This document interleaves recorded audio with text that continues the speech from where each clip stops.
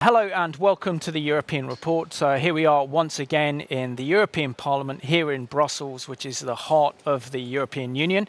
And in today's programme, we're going to be discussing Syria as the crisis in Syria is escalating. And it's believed that the Syrian regime has used chemical and biological weapons on its own people. So we'll be discussing what are the consequences of the regime's actions against its own people, and also what are the implications of Western military involvement in Syria, and should we not understand the whole strategic ramifications of possibly US military action against Assad's regime. Also in this programme as well, we'll be discussing the Egyptian crisis and how Christians in Egypt have faced their own Kristallnacht, in which over 67 churches and monasteries have been attacked. And yet here in the EU, there's been silence. The mainstream media have been silent on this issue. And this is something that we need to speak up about. So thank you for joining me on today's European Report.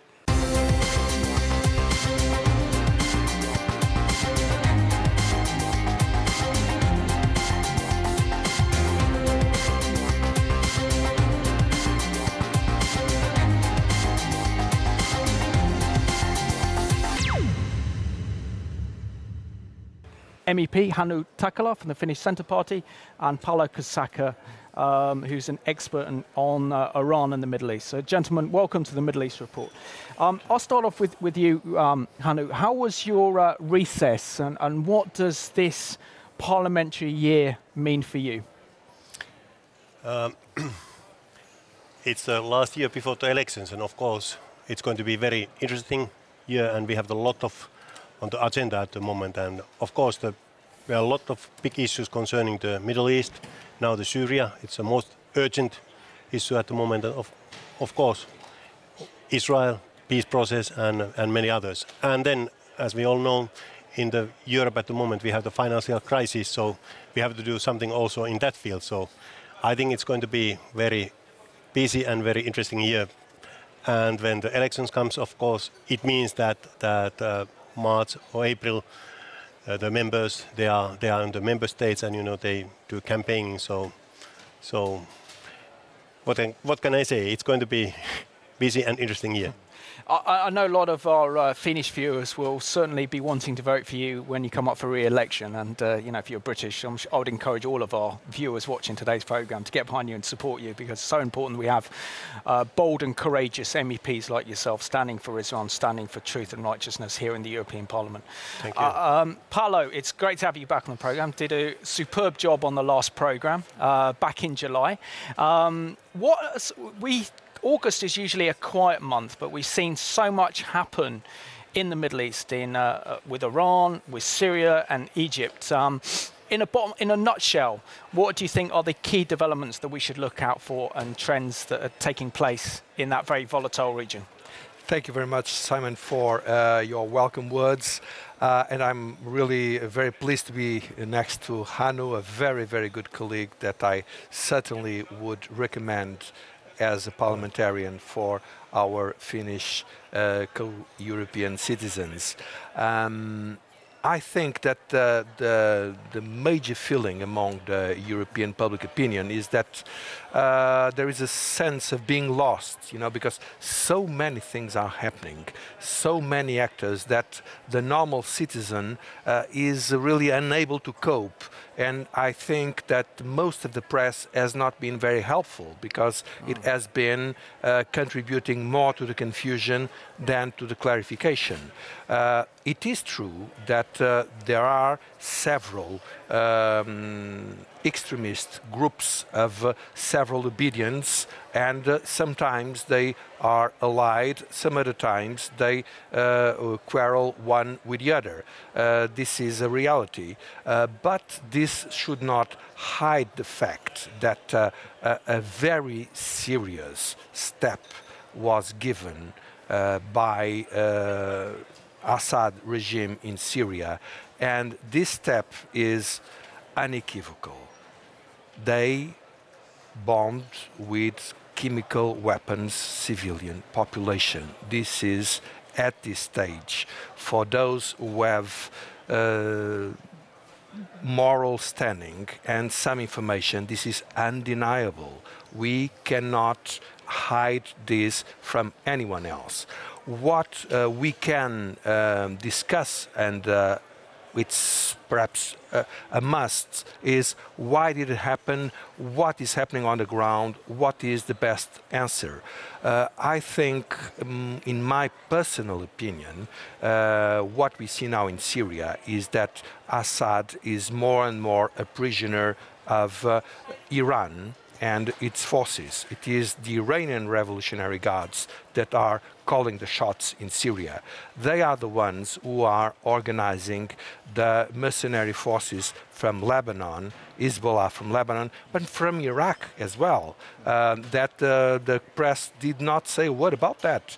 But for instance, I think it was in the beginning of August, a nephew of the Prime Minister Maliki had a funeral, and Maliki was there, and it was a big event because he died in combating for Assad in Syria.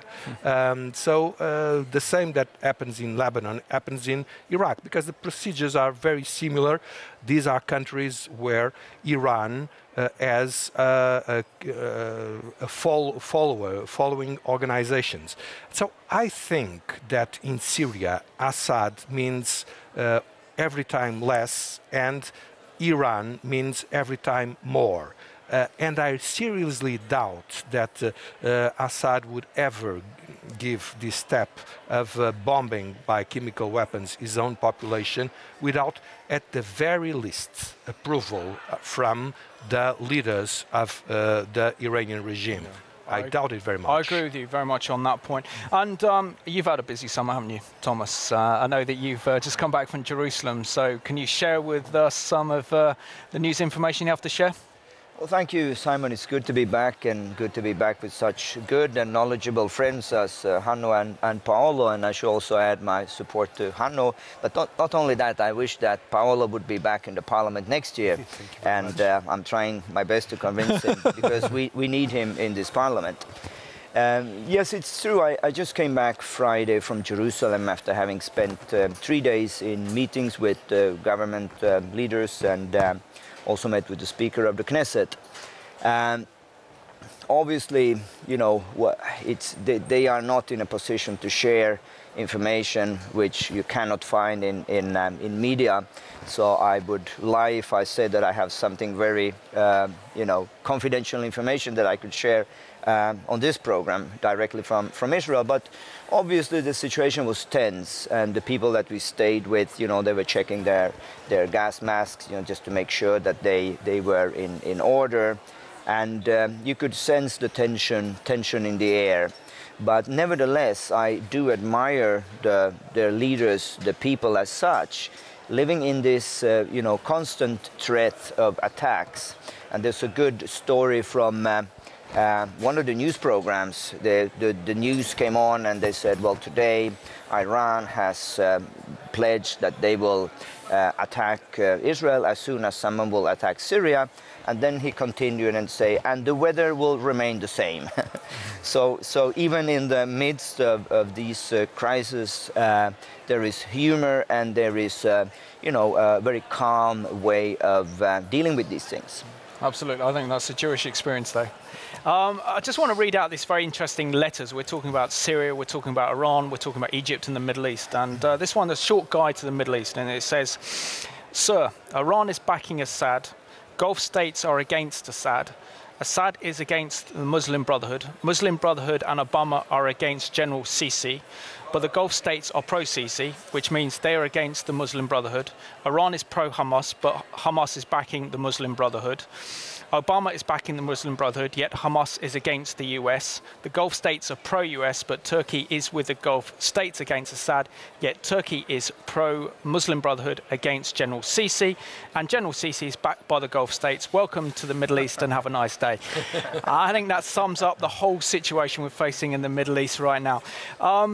Hannu, what is your response to what we've seen happen in Syria over the last month, that the regime is believed to have used chemical or biological weapons on its own people, killed over 1,000, I think it's around 1,500 people through sarin gas, and clearly goes against all military conventional warfare and the Geneva Convention. What is your response to what has happened in Syria? True, the use of chemical weapons and biological weapons is awful, and it is recognized as a crime against humanity.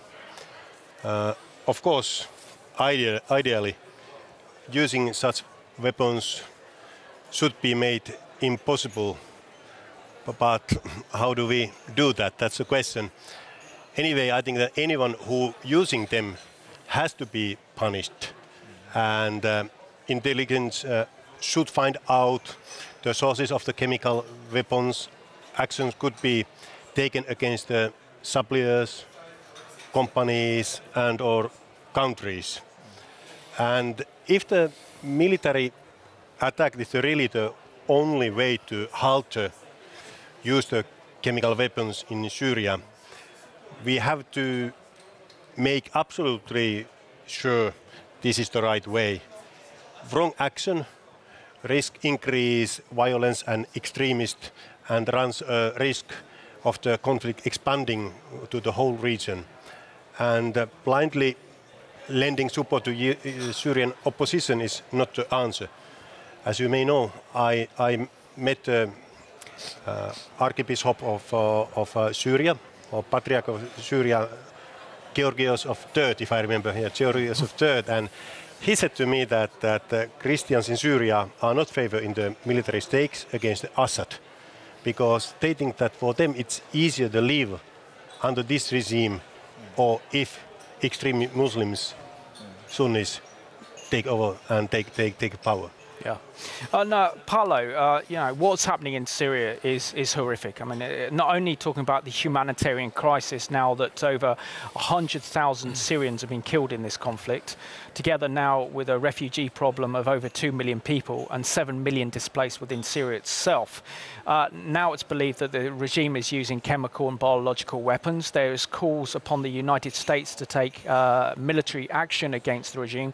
But is there not a great danger that we're getting embroiled in another war like we did with Iraq, but without ignoring the Iranian influence and in this conflict? Well, the war started long ago, because there are already 100,000 victims of this war. So the war has been ongoing, and the public opinion has exactly this image that you just reported right now, that this is very confusing. The issue is that we should learn the lessons of Iraq. The number one lesson is never lie. And this has been the most important problem. Of course, a lot of the public opinion say, okay, you tell us that there are chemical weapons in Syria, but you did say the same thing on Iraq, and it was a lie. Either the United States have an answer for this, and they should have an answer for this, and I did not see it up to now, or they have a serious problem. Well, the second issue is that, of course, Assad is not the only evil person on the ground, and this is quite true. You have a lot of other extremist forces, namely several Al-Qaeda groups and Muslim Brotherhood that is not very different and is very much aligned with Al-Qaeda. And of course I do share the opinion of the Archbishop that there is no difference between both of them. And this was exactly the error that was done in Iraq. The West replaced Saddam Hussein, who was a terrible dictator, no doubt about that, by the Iranian stooges that are no better at all. And this is a tremendous mistake. So before we speak about military actions, we should speak with the people on the ground. There was not a long time ago a conference here in the European Parliament made by a Syriac Christian organization. I think they have a lot of truth on what they are saying. They do not at all sponsor Assad, not at all.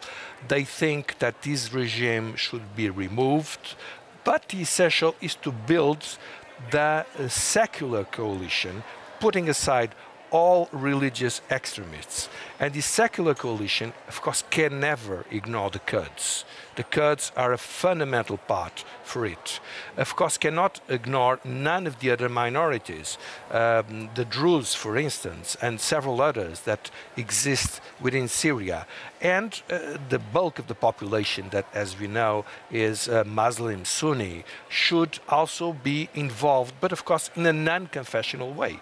And the problem, the reason why during these 2 years there has been a drift towards Islamists is that the West allowed it to happen. The West allowed it to happen. The West gave a green card for Turkey to do whatever they want. And of course, Turkey is favoring Islamists because we spoke about Muslim Brotherhood, but Mr. Erdogan is the leader of the Muslim Brotherhood. Let's face reality. Let's stop to produce fantasies.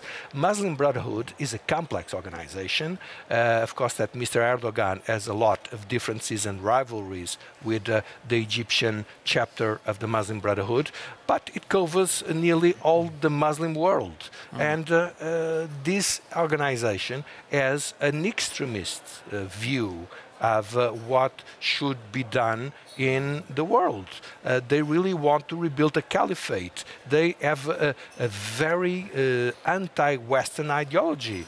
And we cannot consider these people to be allies. Sometimes, as it happened in the past, we remember about the Second World War, sometimes the West made alliances with, I would say, with the devil, because the Soviet Union is not very far from this, from the devil. I wouldn't say that sometimes you are not forced to do a thing like that, but you should be always very careful when you are dealing with the devil, because it is the devil. It's not a good person.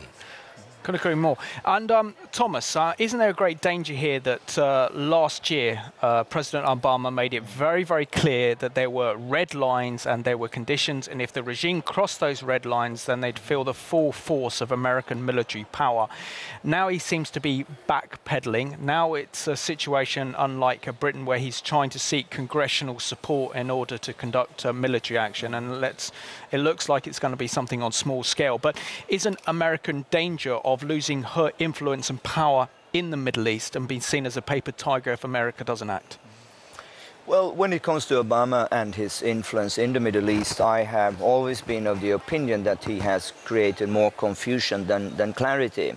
Confusion as to where the United States actually stands on these issues which are, basic to fundamental human rights and freedoms. And his speech in Egypt during his first period was, for me, like letting the spirit out of the bottle. And that is, the Muslim Brotherhood basically legitimizing that force. And now, many years after, we see the consequence of that in that whole region. I also think his policies have been rather inconsistent and incoherent. And it's very difficult, it's confusing, even for the allies to really understand where he stands, not to mention the different nations in that region, both the allies and the enemies. And thirdly, I think that, once you use a language of saying, well, this is the red line, and the red line is clearly crossed, and if you don't deliver, you do send not only a confusing message to the region, but also a message of weakness. We can be sure that people in North Korea and in Iran are taking very close note of, how will he act at all? And they will draw their own consequences out of that. So we'll see. I mean, I do agree with what both Hanno and Paolo is saying, that Of course, we have to establish the facts on the ground. We have to get this confirmed, what actually did happen.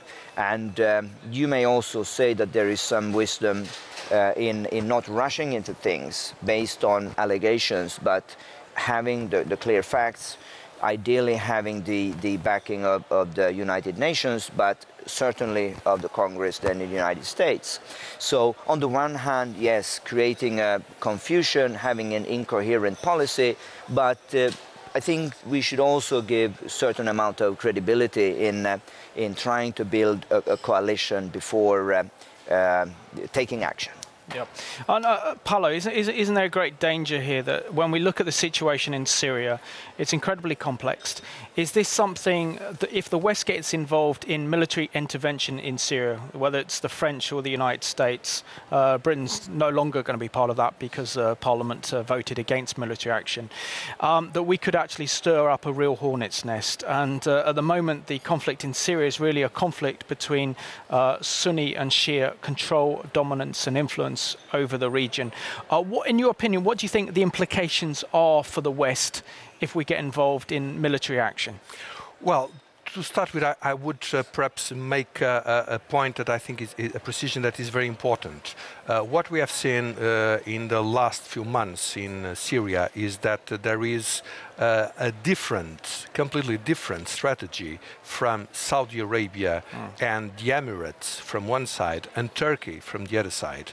Turkey is supporting Islamists, obviously, clearly, Al-Qaeda linked groups and Muslim Brotherhood, and Saudi Arabia has not. Saudi Arabia is the backing of the Free Syrian Army, basically. So it shows that behind the religion stamp, there are geopolitical differences. There is a detail that people tend to forget. Iran as a country, well, the Persia of that time, became Shia with the Safavids only in the 16th century. They were not Shia. It was not at all. The bulk of Iran was Sunni, was not Shia. The Shias were coming from Iraq. And why did the Safavids make obligatory the conversion of the country to Shiism? In their plan to dispute the power from the Ottomans of Turkey, that was Sunnis. It was purely a geopolitical, a power issue. It was not a theological question. And I think to a large extent, nowadays, it's the same thing. You have different views of the issues that use, sometimes I would say, misuse religion, but the religion is not the most important fact. I am convinced that as it happened so for centuries, that Sunnis and Alawites, there are not so many Shias in Syria, but there are Alawites and there are Druze and there are so many other people. Well, they live together. And I think it's possible and it is desirable and it is absolutely fundamental that we support their living together. So I would say before sending the missiles, put the policy right and try to build the coalition on the ground that we need to be formed. We cannot allow those who are for a democratic Syria to be combating each other, because some are Kurds and the others are Christians and the others are Sunni. This is not possible. We have to tell them very clearly, listen, you have to come to terms ones with the others. Otherwise, there's no possible game. And then we must make a military evaluation of the situation. For instance, I think that cutting the supply routes to Assad from Iran might be more productive and more important than sending some missiles. For instance, this is something we could do. There is leverage to do that. Of course, if we understand what's going on in Iraq. But if we pretend that Iraq is a democratic country, of course, we will go nowhere because we are not seeing the reality. So we have to see the reality in the first place. I'm not a military expert. So the military options, there is time to take them. But there are no it's not possible to have good military options on the Iranians' political reading of the region. It's not possible. It's not a military issue. It is a political issue. As Thomas said a while ago, Iran is the issue. Absolutely. And if you look at the report of I read it carefully of the report that the French authorities made public of their intelligence, you see that they stop in Assad, but they don't say, well, but Assad took the decision of chemical bombardment without considering what Iran thinks about it. It's impossible. He would never do that. He is not in a position to do a thing like that. So, and why the French authorities did not go to this point? Because they are afraid of confronting Iran. So they think that they will have a half victory. They think that they can teach Assad and not confronting Iran and everything will go as before. It's impossible. This will never happen. And this is exactly what is wrong in the way that the Western countries are doing on the region. Well, I hope our Western leaders take note of what you said. I think it's a very good idea to kind of stop the supply of weapons to Assad's regime from Iran. And, if they're watching, take note. And Hannu, this week we've had a report from the UN that's detailed that in Syria now there are over 2 million refugees. Over 100,000 Syrians have died in this conflict, and it's also led to a refugee problem within Syria of over 7 million people being displaced from their homes within Syria. What can the EU do, and what can the European Parliament do to help alleviate some of the horrendous suffering of the Syrian people? The EU, through this humanitarian aid program, is by far already the biggest donor in the region.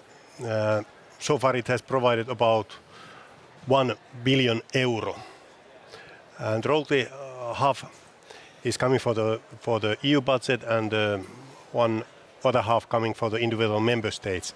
And I find out that, for example, Finland, where I'm from, is the 7th biggest donor, 12 million, and the United Kingdom is the biggest. There is more than 200 million euro what your country have already gave to Syria. So I would like to raise the question that where is the solidarity among Arab states? That's a good question. So where is the Arab countries? Because European Union is, as I said, already the biggest donor in the region. Of course, the long-term goal is to help the Syrian people to secure a lasting peace within the country, so that those who have left because of the conflict can return home and continue their lives in their home country. Of course, that's the goal, what we're looking for. But before that, we have done a lot, and I think that first thing, in somehow we have to find ceasefire, that the conflict, both parties can then start the negotiations with the EU and the international community. That's the first step, and then of course the further on looking for the lasting peace. Yeah, it's quite amazing, isn't it, to think that the EU, for example, and European countries are more concerned about the plight of Syrian refugees than the Arab states, who should really be looking after their own people and taking more of a responsibility. And particularly the Arab League, for example, could be doing a lot more. That's right. And I think that now we have to put a little bit pressure for the Arab countries, but because it seems to me that they neglect, they don't do what they have to do, and they, in the other occasions, they talk about the cooperation, and it might be, I put it in that way, that if they do something against Israel, then they find each other very easily. But if they have to help some of their brothers or sisters, then in some reasons they can't find each other, and that's quite interesting. And maybe some of the solution is that they should divert a lot of the money that's being wasted, that's going into UNRWA, the United Nations Relief Work Agency, and should be used to actually help support the Syrian refugees. That seems to be the priority right now. How important is it for Christians to really stand up for our fellow brothers and sisters in Christ who are suffering incredible persecution in this conflict? Obviously, it's extremely important for us as Christians to remember our brothers and sisters in Syria, to pray for them, and obviously then to ask the logical question, you know, what can we do? And what can the international community do? You know, what suggestions are we coming with in this situation?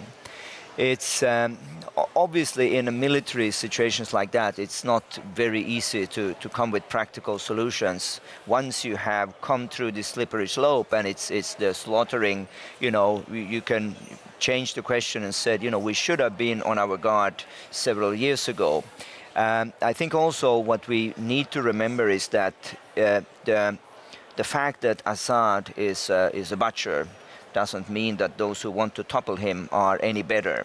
And I think there you see from time to time a certain level of naivety in the Western community that and it's clear, I mentioned it before, that, you know, Obama has been promoted the Muslim Brotherhood, and now you see, you know, having then links to Al-Qaeda, and now you see what we get both in Egypt and Syria. So I think we need to be to raise our concern in the public arena, to really make it clear that just because there are groups that want to topple Assad, we cannot give them a blank check. And we need to be even more articulate here in the European Parliament, in our national parliaments, in media, to raise this issue on the agenda. No, very important.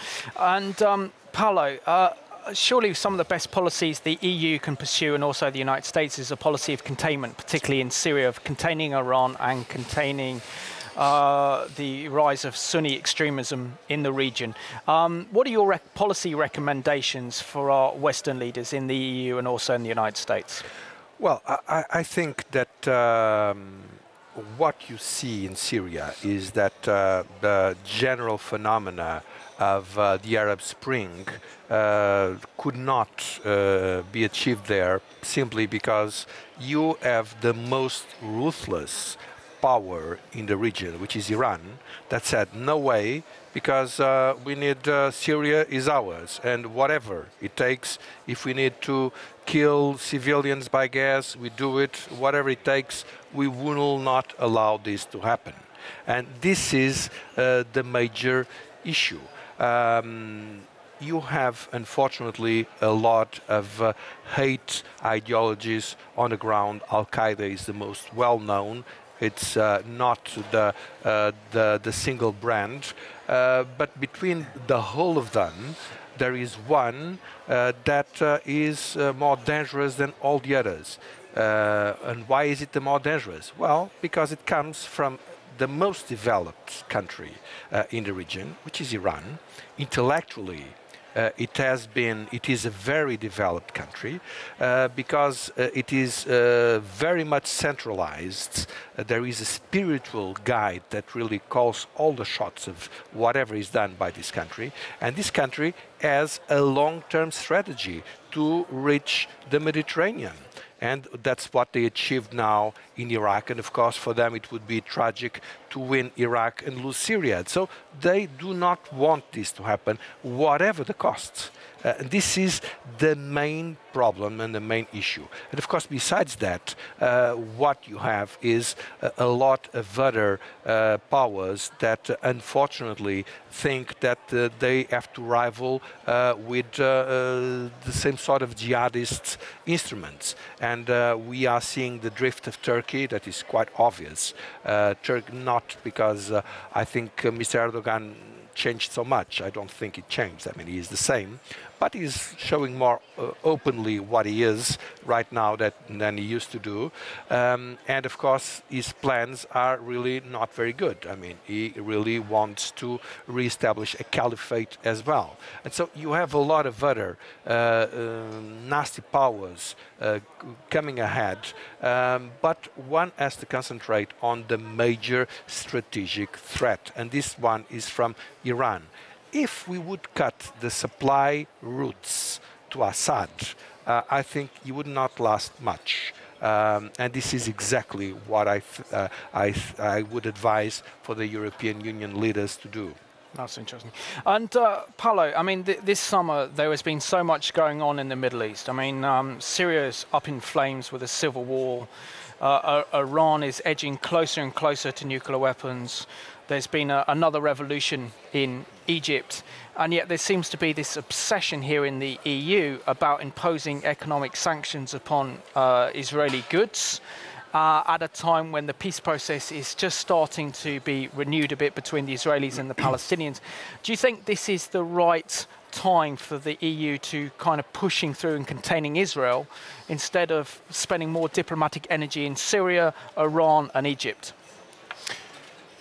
Yeah, I have to say that the decision made by Baroness Ashton was something what I really don't understand, and I sent a letter for her and concerning that. And also, it was a few months ago when she said, or she gave some interview, and she said that the biggest problem in the Middle East at the moment is the Israel settlements. And that shows me that in somehow, unfortunately, she is out of the picture. And I sent a letter for her, and concerning that, I'm waiting for her answer. So I think that that's clear for everyone that at the moment, the most urgent problem is the situation in Syria. And that's clear. And however, Egypt, Iran, Israel, not be forgotten. And what comes to Israel, I would like to say that personally, I think that more should be done to support Israel. It is the only true democratic country in the region. And I think that strong Israel could build stability to the whole region and act as a balancing factor against the nuclear threat and the war and against the intolerance of extremist Islam. So I think that at the moment what we can do and what we have to do, we have to support Israel because Israel is a democratic country and shares the same values than European Union. So I think that's our normal partner there, and those sanctions and those statements what Baroness Ashton has gave, so they are totally something what I can't agree. And Thomas, I mean, Israel, the Israeli government are very, very concerned with the hesitancy of President Barack Obama in the United States for not fulfilling his commitment, and particularly in reference to the red lines he made before about the regime using chemical and biological weapons.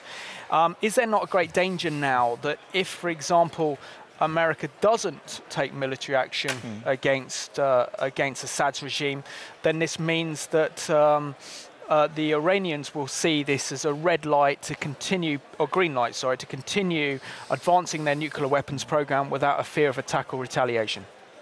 Yeah, I think as I said before that the world is watching, Iran is watching, and other, similar states are watching very carefully.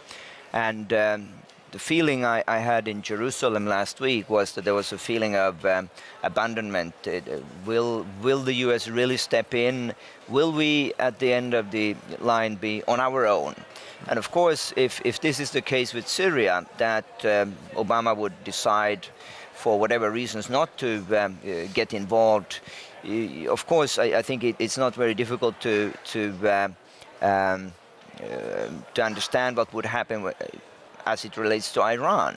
So I think that if the US doesn't act coherently at this stage, it's again a very difficult situation, a slippery slope that is not promising much security for Israel or cooperation from their allies when it comes to dealing with Iran. But let me say just a few words about the EU and these guidelines which came out in mid-July.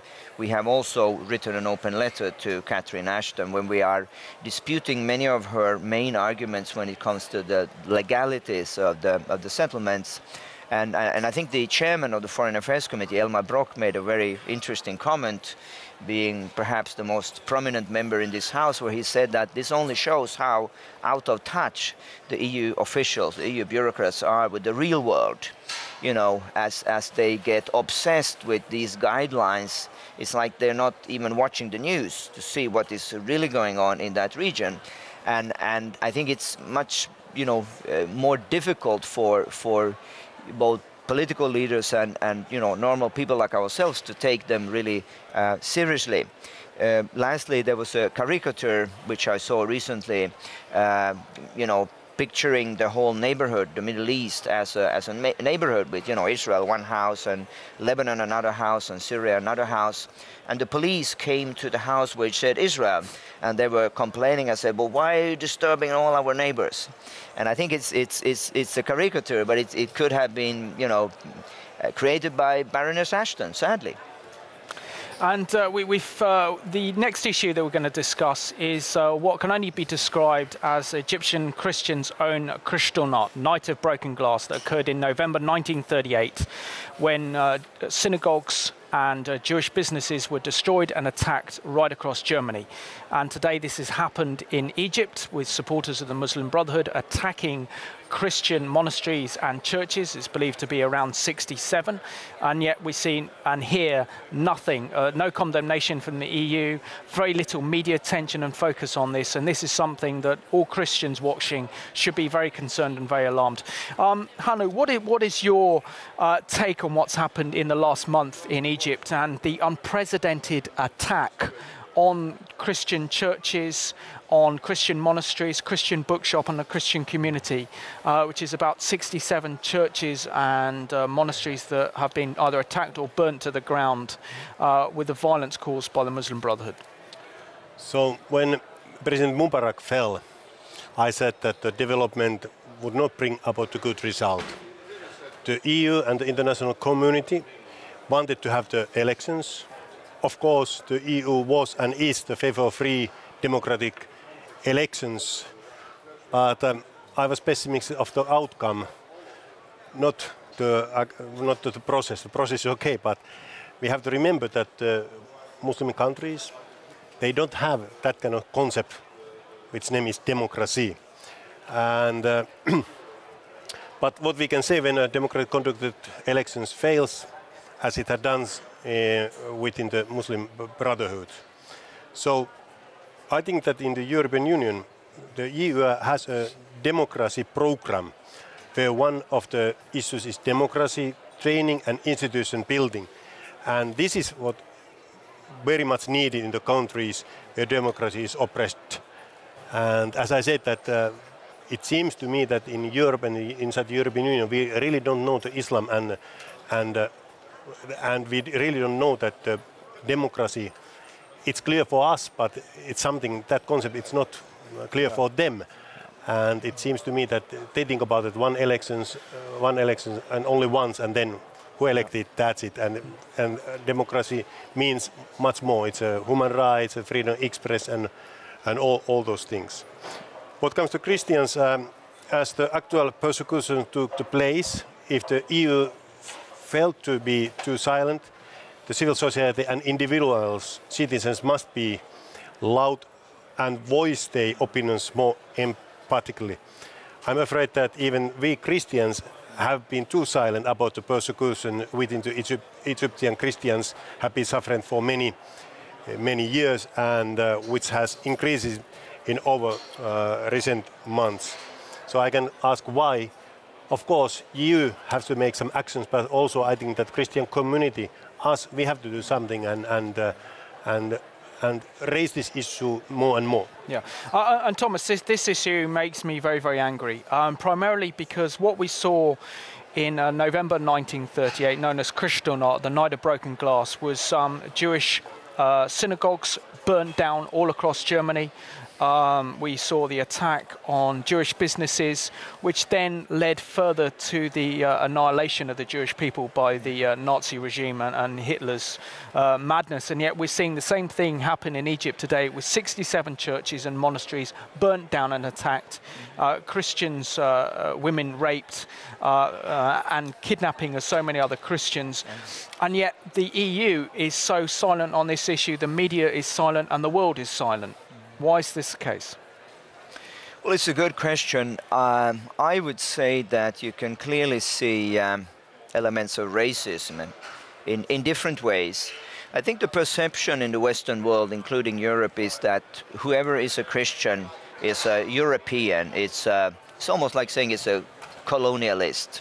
And whereas the picture geographically today of a Christian is someone who is typically living in the southern hemisphere, is black more often than white, is poor more often than rich. And I think still the perception is so new here in Europe. We feel like, well, Christian, that's us. But it's not the case. Racism, I mean, because on the one hand, when you look at people suffering, take the case of Sudan earlier, maybe it was so that, you know, these people were black Africans. Maybe, again, the fact that this is happening in Egypt, it's easier to close our eyes. Maybe there is an element of racism. But also, thirdly, I think racism is there because we don't expect the same behavior from the governments in these countries.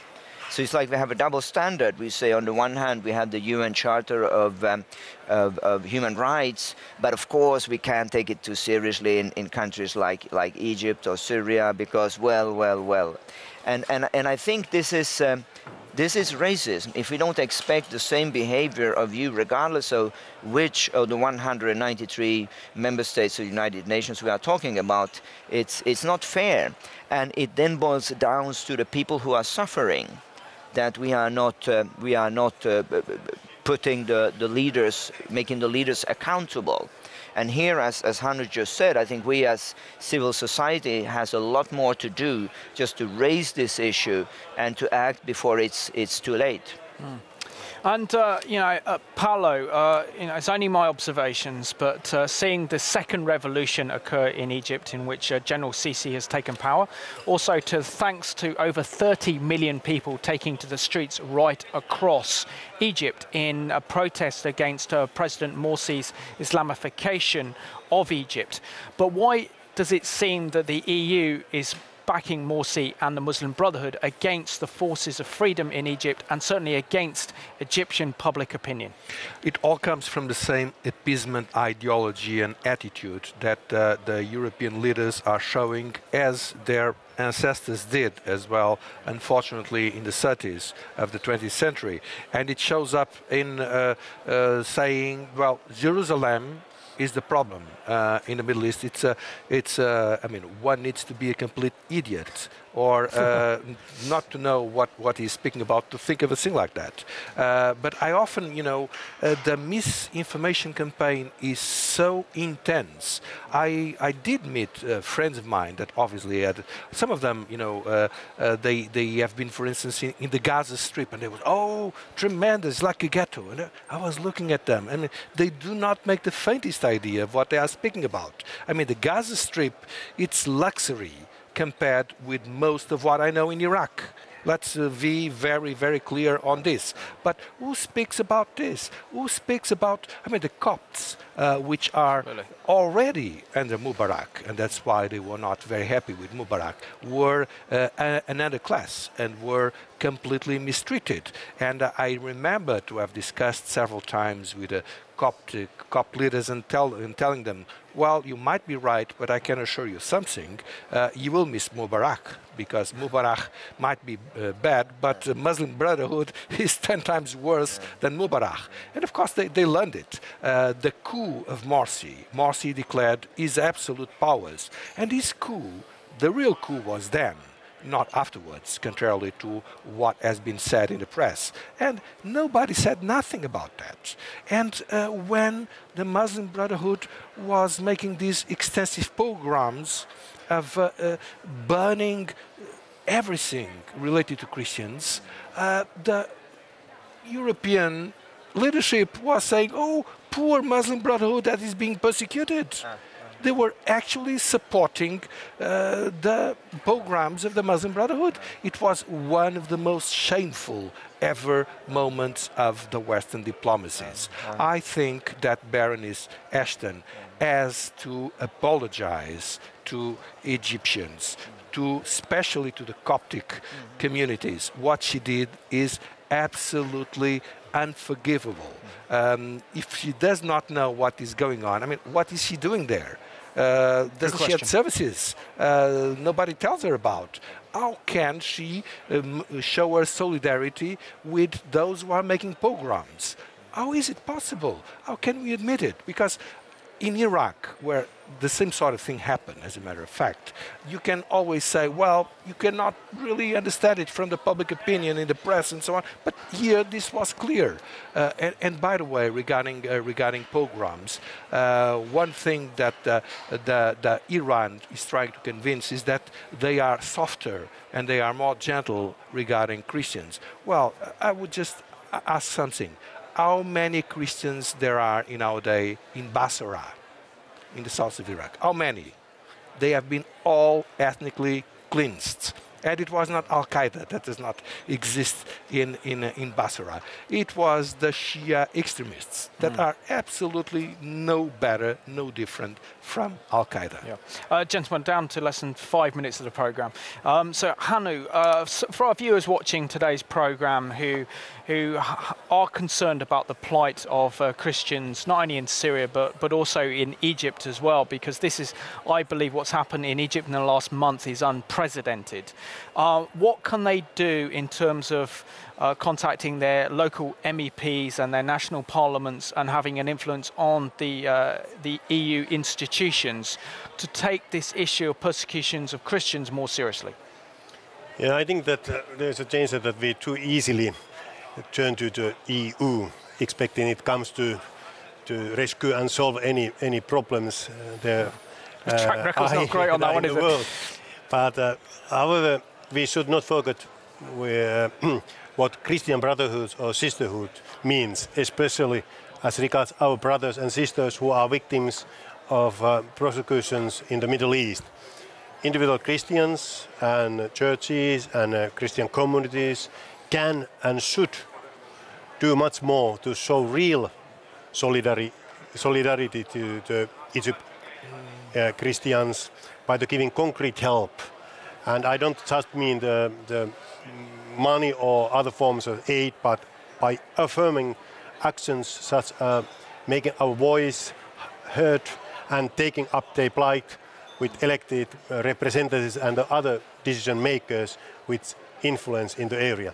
And of course, I hope that EU members, the EU citizens, they're going to contact their MEPs and put the pressure and say that, hey, we have to protect the minorities and we have to protect Christian minorities. Exactly. They have also the right to exist in the Middle East and everywhere in the world. Exactly.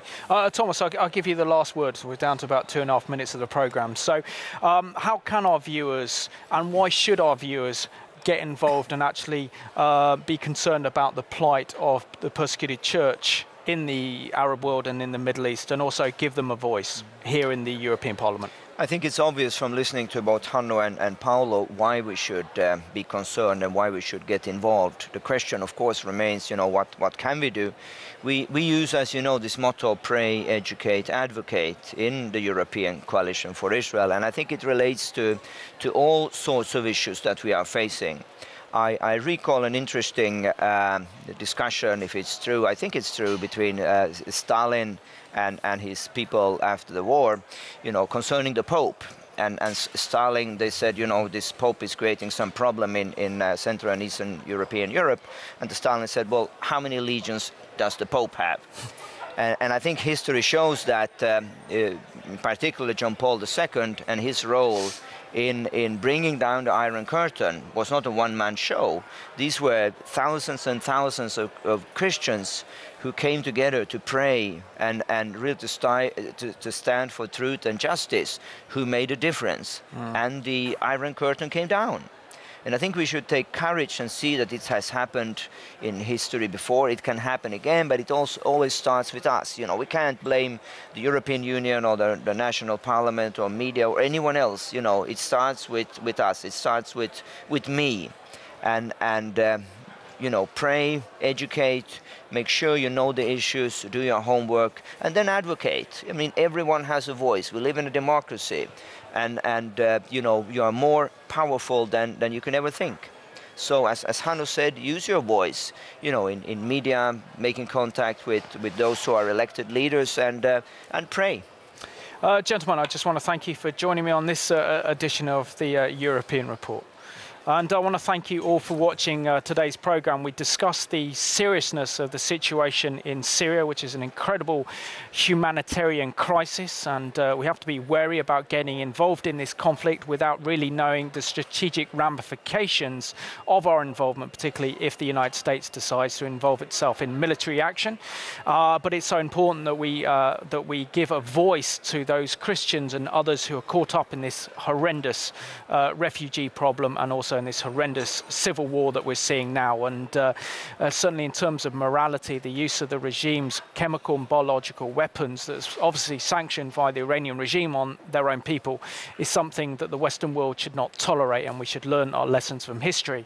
But also in terms of speaking up for the persecuted church, particularly in Egypt, as the Egyptian Christians have faced their own Krishtonat. It's time that we shouldn't be silent. This is times that we should speak up on their behalf. We should contact our local MEP and let them know what's happening, so that we can give Christians a more powerful voice in Europe, to give the Christians in Egypt a voice, and also Christians facing persecution right across the Middle East. So let's continue to watch what's happening in the Middle East. Let's continue to pray for what's happening, and also let's get politically active. So I want to thank you for joining me on today's European report here from the heart of Europe in the European Parliament.